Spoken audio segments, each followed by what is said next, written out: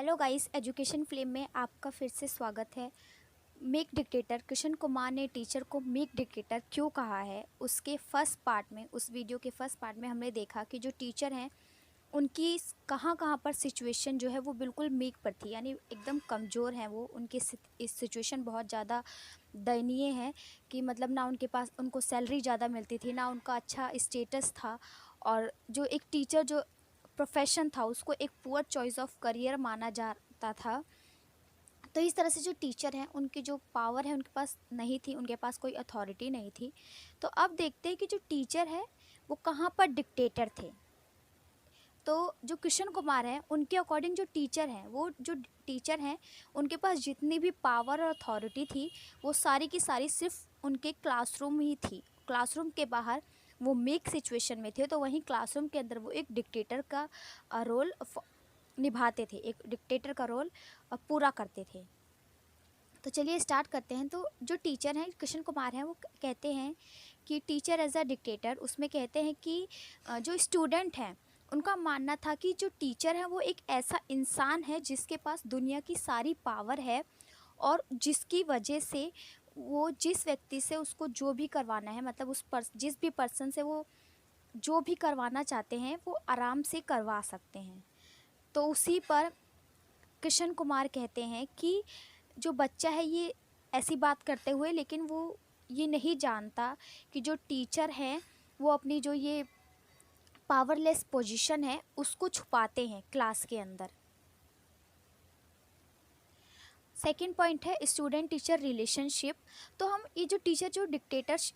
है वो एक डिक्टेटर के रोल में थे, वो सिर्फ क्लासरूम में थे, तो इसीलिए ज़्यादातर जितने भी पॉइंट्स हैं वो स्टूडेंट से रिलेटेड होंगे। तो हमारा सेकंड पॉइंट है स्टूडेंट टीचर रिलेशनशिप। तो जो इन ओल्ड इंडियन व्यू था, एक नोशन था कि जो उसमें माना जाता था कि जो टीचर है वही सुप्रीम होता है, वही सबसे सर्वोत्तम सर्वोच्च होता है, और उसी के पास सारी नॉलेज होती है, और उसको ये भी पता होता है कि उस नॉलेज को कैसे दूसरों को देना है। ये एक नोशन था। और वहीं जो स्टूडेंट हैं उनको माना जाता था कि जो स्टूडेंट है वो मॉडेस्ट हों, ओबीडियंट हों और रिसेप्टिव हों। मॉडेस्ट मतलब कि अपनी बात को उनको बिल्कुल नर्म और धीमी आवाज़ में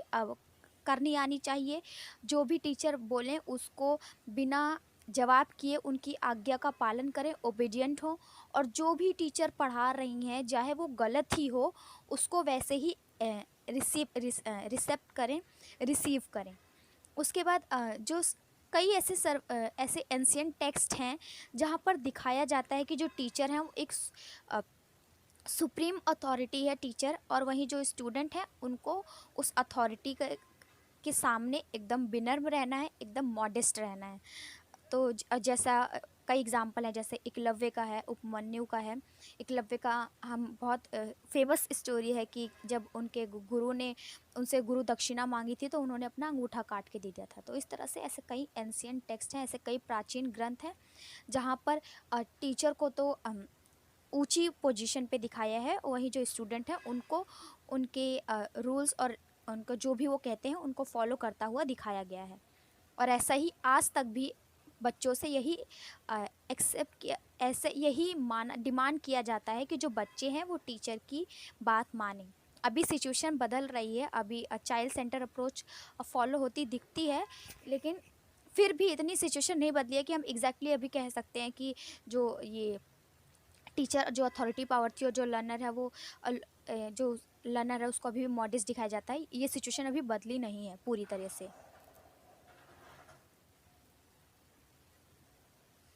उसके बाद वहीं जो कॉलोनियल एजुकेशन सिस्टम है उसमें जो टीचर की पर्सनैलिटी थी, जो उसका बिहेवियर था, उसको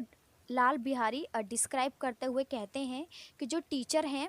उनके पास एक लंबी सी स्टिक होती थी, बैम्बू स्टिक। उसका काम वो सिर्फ बच्चों की हथेलियों पर ही चलाने के लिए नहीं, मतलब उनके हाथों पर मारने के लिए नहीं करते थे, बल्कि वो जो स्टिक है उसका वो उनके बच्चों के दिमाग और उनकी पीठ पर भी, उनके बैक पर भी उसको उसकी जो स्टिक है उसका जो डर है वो गूंजता था। यहाँ पे मतलब वो कहना चाहते हैं कि जैसे ऐसे जनरली हमने देखा है इस मूवीज़ में कि जो बच्चा है अगर वो स्टूडेंट है वो नहीं पढ़ता तो टीचर जो है उनको स्टिक से मारते हैं, और वो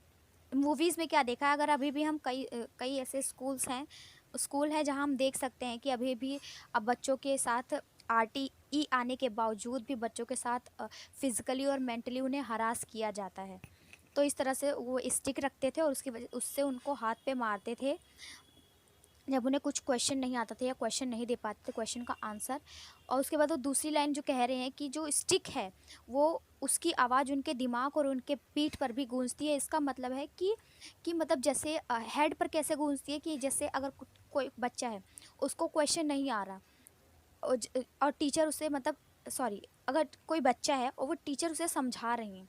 और अगर टीचर ने पूछ लिया कि समझ तो आ रहा है ना, तो बच्चे को बोलना ही बोलना है कि हाँ सब समझ आ रहा है, क्योंकि अगर उसने ऐसा नहीं बोला तो वो उस स्टिक के डर से वो बच्चे को हाँ बोलना पड़ता है, क्योंकि उसको अगर नहीं समझ आ रहा होगा फिर भी उसको हाँ बोलना पड़ता है, क्योंकि उसे पता है कि अगर उसने ना बोला तो उसे टीचर समझाएंगे नहीं, उसकी बजाय वो जो स्टिक है बैम्बू स्टिक उससे उसको पनिशमेंट मिलेगी। ठीक इसी तरह जो स्टूडेंट है जब उसे उस टीचर अपने टीचर की ज़रूरत होती है, जब उस टीचर से वो चाहते हैं कि अगर उन्हें कुछ डाउट है तो वो उसको क्लियर करें, उस क्लैरिटी मतलब वो एक मतलब टीचर चाहते हैं, ऐसा टीचर चाहते हैं, उनका एक सहारा चाहते हैं बैग की तरह, मतलब बैग यहाँ पे सहारे की तरह यूज़ किया गया है कि उनको बच्चों को एक सहारा चाहिए स्टूडेंट को टीचर की ओर से। लेकिन अगर वो सहारा मांगते हैं, मतलब वो कहते हैं कि तुम्हें कि टीचर हमें ये इसमें डाउट है, तो टीचर यही कह के उन्हें मुंह बंद करवा देती है कि मैंने तो सब कुछ कराया था और इतने अच्छे से कराया था, मतलब क्लोज एंडेड क्वेश्चन। तो तो इस तरह से जो स्टिक है वो इनडायरेक्टली कहना चाहते हैं कि जो स्टिक है इसकी वजह से जो बच्चा है वो एक टीचर को अपना एक सपोर्ट नहीं मान पाता है, टीचर से कोई अपने डाउट नहीं क्लियर कर पाता, उसका जो लर्निंग प्रोसेस है वो एकदम रुक सा जाता है। और पनिशमेंट तो एक बहुत बड़ा कारण है, इस स्टिक का डर जो है वो सबसे बड़ी पनिशमेंट का ही डर है। मतलब उस पनिशमेंट से बचने के लिए जो बच्चा है वो ना क्वेश्चन पूछता है, ना वो अपने डाउट्स क्लियर करता है, और ना वो कभी भी टीचर के सामने क्वेश्चन करता है, उनकी हाँ में हाँ ही मिलाता है। उसके बाद अगला पॉइंट है क्वेश्चनिंग बाय स्टूडेंट, छात्रों द्वारा प्रश्न। तो ये फिनोमिना है, ये बहुत रेयर है इंडियन क्लासरूम में कि कोई बच्चा क्वेश्चन पूछे। जनरली क्या होता है कि कुछ टीचर्स मानती हैं कि पॉसिबल है जो बच्चा है वो क्वेश्चन पूछे, ऐसा पॉसिबल हो सकता है, लेकिन वो उनके क्वेश्चन वो ऐसा इन्वायरमेंट देती हैं कि जो क्वेश्चन है वो ख़त्म कर देती हैं, मतलब ऐसे क्लोज एंडेड क्वेश्चन पुट करती हैं बच्चों के सामने, जिसकी वजह से अगर बच्चा क्वेश्चन पूछना चाहे तो भी नहीं पूछता। जैसे कि वैसे तो मैंने सब कुछ, जैसे टीचर बोलती हैं कि वैसे तो मैंने सब कुछ करा दिया है, लेकिन अगर फिर भी आप लोग को किसी में डाउट हो तो मुझसे पूछ सकते हो। उसके बाद कि क्या मुझे कुछ दोहराने की ज़रूरत है, तो मतलब ऐसे क्वेश्चन जिससे इनडायरेक्टली टीचर कहना चाहती हैं कि मैंने इतने अच्छे से पढ़ाया है कि अब कोई क्वेश्चन पूछने की ज़रूरत ही नहीं है। तो इस तरह से जो बच्चा है, कुछ बच्चे इस डर से कि हम फूल टीचर के सामने फूल बन जाएंगे, और कुछ बच्चे इस डर से कि जब टीचर कह रही हैं इतने अच्छे से पढ़ाया तो अगर मैंने क्वेश्चन पूछा तो कहीं उनको बुरा ना लग जाए। तो इस तरह से जो कुछ टीचर्स हैं जो बच्चों को क्लास में अपॉर्चुनिटी देती हैं क्वेश्चन करने के, अपने क्लोज एंडेड क्वेश्चन पुट करके, वो भी नहीं रह जाता है। उसके बाद जो टीचर हैं वो एक्सेप्ट ही नहीं करती हैं कि ये it is okay to not know the answer, कि ये ठीक है कभी कि जो बच्चा है उसे आंसर ना पता हो, क्योंकि ऐसा ज़रूरी है कि मतलब ऐसा टीचर का मानना होता है, टीचर्स ज़्यादातर मानती हैं कि क्या होता है कि जितने भी क्वेश्चंस हैं वो पहले ही उनकी सारी उनसे रिलेटेड सारी रिसर्च हो चुकी है, सारे क्वेश्चन के आंसर पहले ही देख लिए गए हैं। तो इस तरह से टीचर का मानना होता है कि सारे क्वेश्चन के आंसर उन्हें पता होने चाहिए, लेकिन बल्कि क्वेश्चन ना पता होना भी एक नॉलेज का ही पार्ट है, क्योंकि अगर हमें क्वेश्चन नहीं पता होगा तो हम क्वेश्चन को फाइंड करने के लिए, उस क्वेश्चन को खोजने के लिए उस प्रोसेस में इन्वॉल्व होंगे, और इस प्रोसेस में इन्वॉल्व होना भी खुद एक नॉलेज का ही पार्ट होता है। तो इस तरह से हर बार क्वेश्चन का आंसर ना आना भी अच्छा ही होता है, क्योंकि अगर नहीं आएगा तो हम उस क्वेश्चन का आंसर ढूंढेंगे, बच्चा उस क्वेश्चन का आंसर ढूंढने का ट्राई करेगा, या टीचर उसको मोटिवेट कर सकती हैं कि अगर तुम्हें नहीं आता तो कोई नहीं, इट्स ओके, आंसर ढूंढ के लाना या आंसर ढूंढने का ट्राई करना। तो इस तरह से बच्चा खुद उस लर्निंग प्रोसेस में इन्वॉल्व होगा, जिसको जो नॉलेज प्रोसेस है उसको, नॉलेज को गेन करने के जो प्रोसेस है उसमें इन्वॉल्व होगा। तो इस तरह से जो टीचर हैं वो एक क्लासरूम में एक डिक्टेटर की भूमिका निभाते हैं। और एक क्लास में ही मतलब उनकी जितनी भी पावर है, उनके पास जितनी भी अथॉरिटी है, उनका जो भी स्टेटस है, हाई स्टेटस, ये सब कुछ सिर्फ उनका क्लासरूम में ही दिखता है और क्लासरूम के बाहर दिखता था। और वो क्लासरूम के बाहर फिर से मतलब जब वो क्लास में आते थे तो एक अथॉरिटी की भूमिका निभाते थे, तो वहीं जब क्लास के बाहर जाते थे तो वहीं से उनकी जो मिक्स सिचुएशन है वो स्टार्ट हो जाती थी, फिर से वो लोअर रैंकर बन जाते थे।